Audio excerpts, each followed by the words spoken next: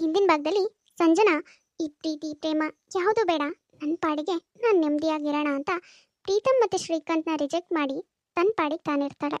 ಆದರೆ ತನ್ನ ಹಳೆ ಪ್ರೀತಿ ಮತ್ತೆ ಚಿಗುರೊಡೆಯುತ್ತೆ. ಅವಿ ತಾನಾಗೆ ಬಂದು ಸಂಜನನಿಗೆ ಪ್ರಪೋಸ್ ಮಾಡ್ತಾನೆ. ಏನೂ ಬೇಡ ಅಂತ ದೂರ ಇದ್ದೊಳಗೆ ಇವಾಗ ಅವಿನಾಶ್ ಶಾಕ್ ಕೊಟ್ಟಿದ್ದಾನೆ. ಮುಂದೆ ಏನಾಗುತ್ತೆ? ಪ್ರೀತಮ್ ಮತ್ತೆ ಶ್ರೀಕಾಂತ್ನ ಬಿಟ್ಟು ಅವಿ ಪ್ರಪೋಸಲ್ನ ಒಪ್ಕೋತಾಳ ಅಥವಾ 3 ಜನ ಬೇಡ ಅಂತ ತಾನು ಸಿಂಗಲ್ ಆಗಿರ್ತಾಳ ಅನ್ನೋದನ್ನ ಇವತ್ತಿನ ಎಪಿಸೋಡ್ನಲ್ಲಿ ನೋಡೋಣ. ಈ ನನ್ನ ಪ್ರೀತಿ ಕತೆ ಮುಂದೆ ಏನಾಗುತ್ತೆ ಅಂತ ನೋಡೋದಕ್ಕಿಂತ ಮೊದಲು ಯಾರ್ಯಾರು ನಮ್ಮ ಯೂಟ್ಯೂಬ್ ಚಾನಲ್ನ ಸಬ್ಸ್ಕ್ರೈಬ್ ಮಾಡ್ಕೊಂಡಿಲ್ವೋ ದಯವಿಟ್ಟು ಸಬ್ಸ್ಕ್ರೈಬ್ ಮಾಡ್ಕೊಳ್ಳಿ. ಹಾಗೆ ಈ ವಿಡಿಯೋಗೊಂದು ಲೈಕ್ ಮಾಡಿ. ಅರೆ, ಇದೇನೇ ಇದು?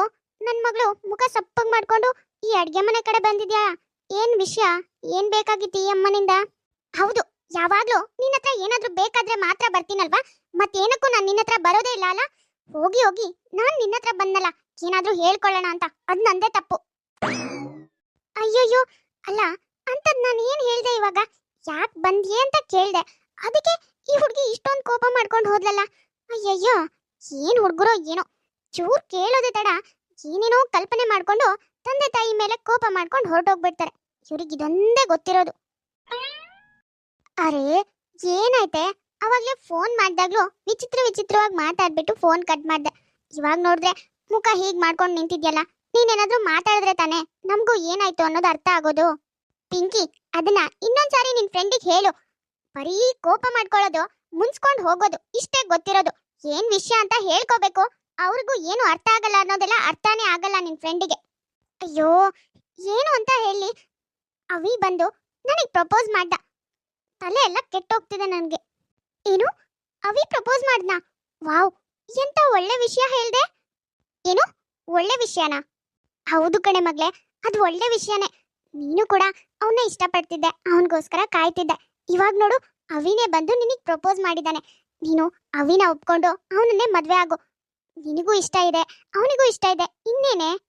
ಹೌದು ಆಂಟಿ, ಆದ್ರೆ ನಾನು ಪ್ರಪೋಸ್ ಮಾಡಿದ್ರೆ ಏನು ರಿಯಾಕ್ಟೇ ಆಗದೆ ಹಾಗೆ ಅಲ್ಲಿಂದ ಹೊರಟು ಬಂದ್ಲು. ಸಂಜನಾ, ಯಾಕೆ ಹಾಗೆ ಮಾಡ್ದೆ? ಪಾಪ ಅವನ ಮನ್ಸಿಗೆ ಎಷ್ಟು ಬೇಜಾರಾಗಿರಲ್ಲ. ಏನಾದ್ರೂ ಹೇಳ್ಬೇಕು ತಾನೇ ನೀನು? ಹೌದಮ್ಮ, ಏನಾದ್ರೂ ಹೇಳ್ಬೇಕು. ಇವಾಗ ಹೇಗೂ ನಮ್ಮ ಮನೆಗೆ ಬಂದಿದ್ದಾನಲ್ವಾ, ಇವಾಗ ನಾನು ಹೇಳ್ತೀನಿ ಬಿಡು. ನೋಡವಿ, ಹೇಗೂ ನೀನ್ ಮೊದ್ಲಿಂದಾನು ನನಗೆ ಫ್ರೆಂಡ್ ಅಲ್ವಾ? ಅದು ಅಲ್ದೇನೆ ನಾನು ಪ್ರಪೋಸ್ ಮಾಡ್ದಾಗೆಲ್ಲ ಫ್ರೆಂಡ್ ಆಗಿರೋಣ ಅಂತ ಪದೇ ಪದೇ ಹೇಳ್ತಿದ್ದೆ ಅಲ್ವಾ?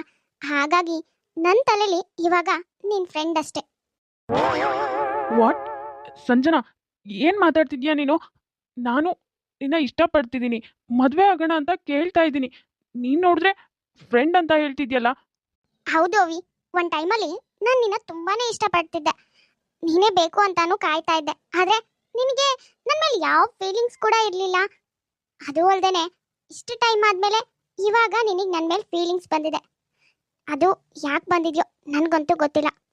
ಯಾವಾಗಲೂ ನೀನೇ ಹೇಳ್ತಿದ್ದೆ ಅಲ್ವಾ, ಫ್ರೆಂಡ್ ಆಗಿರೋಣ ಅಂತ. ನಿಜ, ನೀನು ಹೇಳಿದ್ ಕರೆಕ್ಟ್ ಇದೆ. ನಾನು ನಿನಗೆ ಫ್ರೆಂಡ್ ಮಾತ್ರನೇ.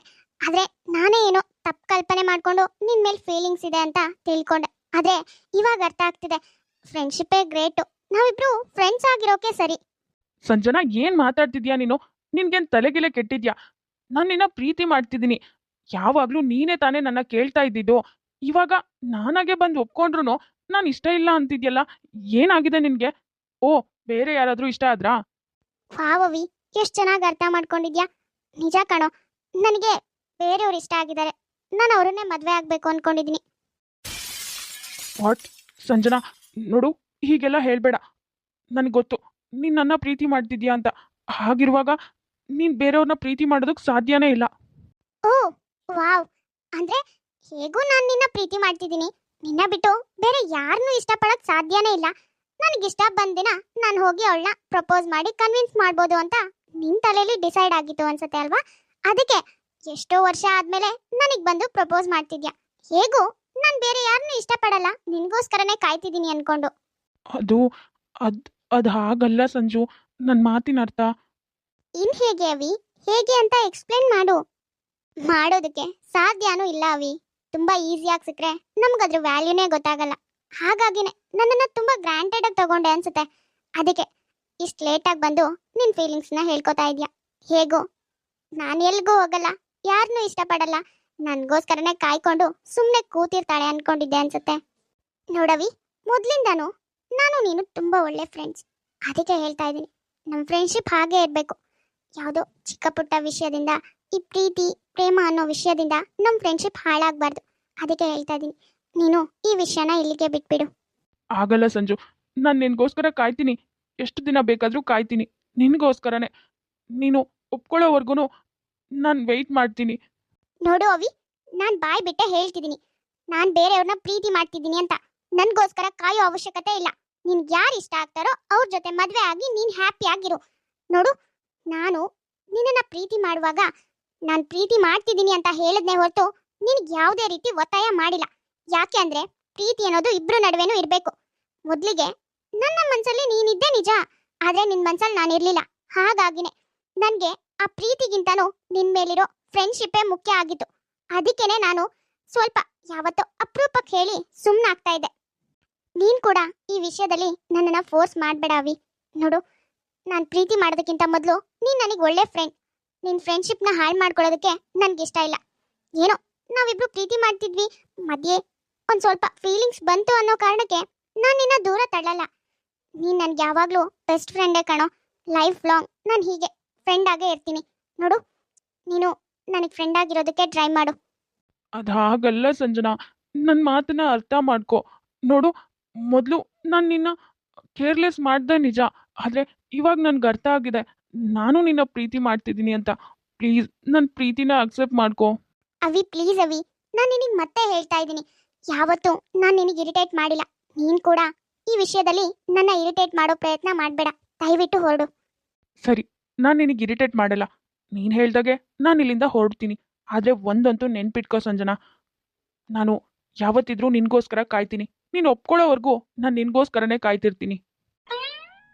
ಲೇ ಸಂಜು, ಏನೇ ಆಗಿದೆ ನಿನ್ಗೆ?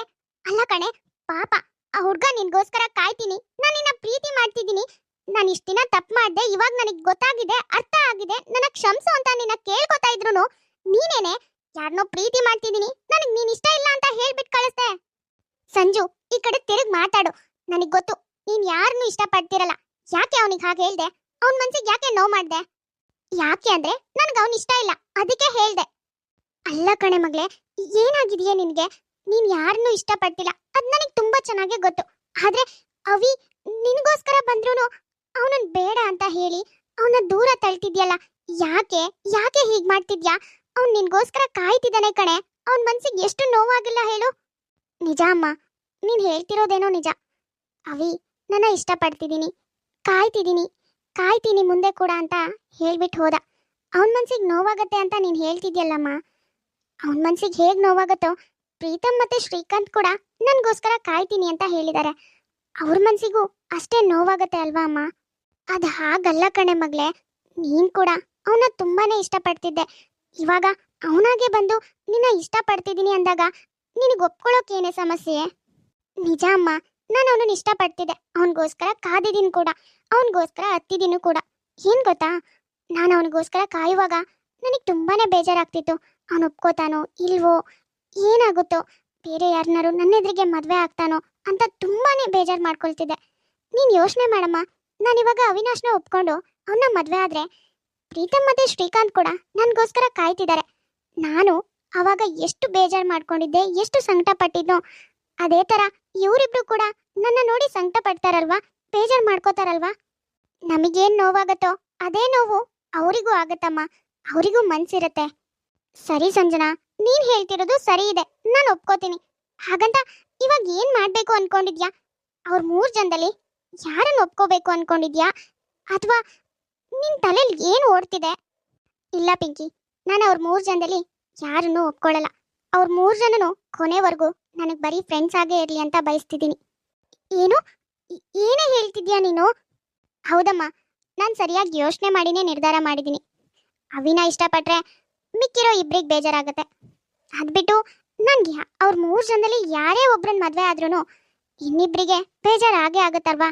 ಅದಕ್ಕೆ ನಾನು ಅವ್ರ 3 ಜನನು ಬರೀ ಫ್ರೆಂಡ್ಸ್ ಅಂತ ಅಂದ್ಕೊಂಡು ಮನೇಲಿ ನೀನಿದ್ಯಲ್ವಾ, ನೀನು ಯಾರನ್ನು ತೋರಿಸ್ತೀಯೋ ಅವ್ರನ್ನೇ ಮದುವೆ ಆಗಬೇಕು ಅಂತ ಡಿಸೈಡ್ ಮಾಡಿದ್ದೀನಿ. ಏನು ಏನೇ ಹೇಳ್ತಿದ್ಯಾ? ಅಂದ್ರೆ ನೀನು ನಿಜವಾಗ್ಲೂ ನಾನು ತೋರಿಸಿದ ಹುಡುಗನ ಮದುವೆ ಆಗೋದಕ್ಕೆ ಒಪ್ಕೋತೀಯಾ? ಹೌದಮ್ಮ, ನೀನು ಯಾವ ಹುಡುಗನ ಮದುವೆ ಆಗು ಅಂತ ಹೇಳ್ತೀಯೋ ನಾನು ಅದೇ ಹುಡುಗನ ಮದುವೆ ಆಗ್ತೀನಿ. ಇಷ್ಟು ವರ್ಷ ಕಷ್ಟಪಟ್ಟು ಬೆಳೆಸಿರೋ ನಿನಗೆ ನನ್ನನ್ನು ಯಾರ ಜೊತೆ ಮದುವೆ ಮಾಡಿದ್ರೆ ನಾನು ಸುಖವಾಗಿರ್ತೀನಿ ಅನ್ನೋದು ತುಂಬ ಚೆನ್ನಾಗೇ ಗೊತ್ತಿರುತ್ತೆ. ಅದಕ್ಕೆ ನೀನು ಯಾರನ್ನ ಮದುವೆ ಆಗು ಅಂತ ಹೇಳ್ತೀಯೋ ಅವ್ರನ್ನ ನಾನು ಕಣ್ಣು ಮುಚ್ಕೊಂಡು ಮದುವೆ ಆಗ್ತೀನಿ.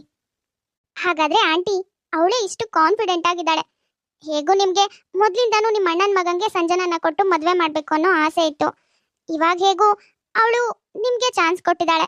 ಇವಾಗ ನಿಮ್ಮ ಅಣ್ಣನ ಮಗನ ಜೊತೆ ಸಂಜನನ್ ಮದುವೆ ಮಾಡಿಸಿ ನಿಮಗೂ ಸಂತೋಷ, ಅವಳಿಗೂ ಸಂತೋಷ. ತನ್ನನ್ನು ಪ್ರೀತಿ ಮಾಡಿರೋ 3 ಜನ ಮನಸ್ಸಿಗೆ ನೋವಾಗಬಾರ್ದು ಅನ್ನೋ ಕಾರಣಕ್ಕೆ ಸಂಜನಾ ತನ್ನ ತಾಯಿ ತೋರಿಸೋ ಹುಡುಗನ ಜೊತೆಗೆ ಮದುವೆಗೆ ಒಪ್ಕೋತಾಳೆ. ತಮ್ಮ ಕೈಯಲ್ಲಿ ಒಂದು ನಿರ್ಧಾರನ ಮಾಡೋದಕ್ಕೆ ಸಾಧ್ಯ ಆಗಿಲ್ಲ ಅಂದಾಗ ಆ ನಿರ್ಧಾರನ ತಂದೆ ತಾಯಿ ಕೈಗೆ ಒಪ್ಸೋದು ಒಳ್ಳೇದು. ನಮಗೆ ಯಾವ್ದು ಸರಿ ಯಾವ್ದು ತಪ್ಪು ಅನ್ನೋದು ಅವ್ರಿಗಿಂತ ಚೆನ್ನಾಗಿ ಯಾರು ತಿಳ್ಕೊಳಕ್ ಸಾಧ್ಯನೇ ಇಲ್ಲ. ಇನ್ನೇನು ಪ್ರೀತಿ ಮಾಡಿರೋ ಹುಡುಗಿನೇ ಬೇರೆಯವ್ರನ್ನ ಮದುವೆ ಆಗಿ ಅವಳ ಜೀವನನ ನೋಡ್ಕೊಳ್ತಿರುವಾಗ ಪ್ರೀತಿ ಮಾಡಿರೋ ಹುಡುಗರು ಕೂಡ ತಮ್ಮ ಜೀವನನ ಬೇರೆಯವ್ರ ಜೊತೆ ಶುರು ಮಾಡ್ತಾರೆ. ನೋಡಿದ್ರಲ್ಲ ವೀಕ್ಷಕರೇ, ಕೊನೆಗೂ ಯಾವ ಪ್ರೀತಿನೂ ಬೇಡ ಅಂತ ಅಮ್ಮನ ಪ್ರೀತಿನೇ ಗೆಲ್ಲಿಸ್ತಾ ಇದ್ದೀನಿ. ಸರಿ, ಹಾಗಾದ್ರೆ ಇವತ್ತಿನ ಈ ಎಪಿಸೋಡ್ ನಿಮ್ಗೆ ಇಷ್ಟ ಆಗಿದ್ರೆ ಪ್ಲೀಸ್ ನಮ್ಮ ಯೂಟ್ಯೂಬ್ ಚಾನಲ್ನ ಸಬ್ಸ್ಕ್ರೈಬ್ ಮಾಡ್ಕೊಳ್ಳಿ, ಲೈಕ್ ಮಾಡಿ, ಶೇರ್ ಮಾಡಿ, ಹಾಗೆ ಕಮೆಂಟ್ ಮಾಡಿ. ತುಂಬ ಜನ ಹಾಗೆ ವಿಡಿಯೋಸ್ ನೋಡ್ತಾ ಇದ್ರ, ಯಾರ್ಯಾರು ಹಾಗೆ ವಿಡಿಯೋಸ್ ನೋಡ್ತಾ ಇದ್ರು ದಯವಿಟ್ಟು ಸಬ್ಸ್ಕ್ರೈಬ್ ಮಾಡ್ಕೊಳ್ಳಿ. ಹಾಗೆ ಪಕ್ಕದಲ್ಲೇ ಇರೋ ಬೆಲ್ ಐಕಾನ್ ಕ್ಲಿಕ್ ಮಾಡಿ ಆಲ್ ಅನ್ನೋದನ್ನ ಸೆಲೆಕ್ಟ್ ಮಾಡಿ. ನೆಕ್ಸ್ಟ್ ಯಾವುದೇ ವಿಡಿಯೋ ಹಾಕಿದ್ರೂ ನೋಟಿಫಿಕೇಶನ್ ಬರುತ್ತೆ. ನೋಟಿಫಿಕೇಶನ್ ಮೂಲಕ ನೀವು ವಿಡಿಯೋನ ನೋಡ್ಬೋದು. ಸರಿ, ಹಾಗಾದ್ರೆ ನಾವಿನ್ನ ಹೊರಡ್ತೀವಿ. ನೆಕ್ಸ್ಟ್ ವಿಡಿಯೋದಲ್ಲಿ ಮತ್ತೆ ಸಿಗ್ತೀವಿ.